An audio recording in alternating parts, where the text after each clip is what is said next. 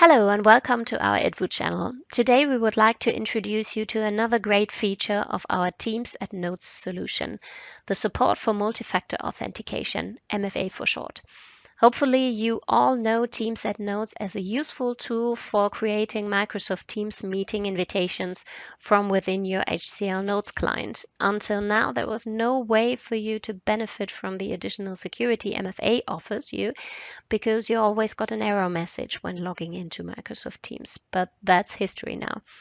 Let's say we now have MFA set up for Johanna and she wants to send out a Teams meeting invitation from her Notes calendar for the first time.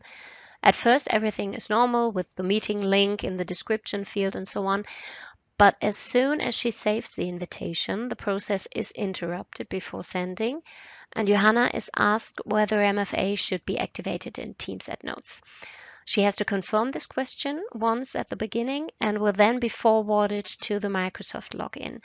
Since Johanna has not logged into O365 recently, she must enter her login data and can then perform the multi-factor authentication. So we enter the code that Johanna has received with a text message and get the information that she is logged in via MFA either in our Notes client or in the browser. You can decide for yourself whether you get this notification in the browser like Johanna or in the Notes client, but it also depends on whether you use the standard or the basic client of HCL Notes.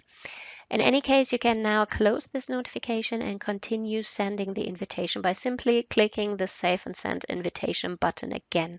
However, this must happen within the next 10 minutes after the multi-factor authentication. Otherwise, the corresponding O365 code will expire and MFA would have to be repeated. So with the latest version of Teams at Notes, you can now send Teams meeting invitations from Notes as usual, even if multi-factor authentication is enabled for your user in Azure. If you think this new feature would be a good fit for your organization, give us a call or drop us an email. We'll be happy to keep you updated on the latest Teams and Notes features on this channel.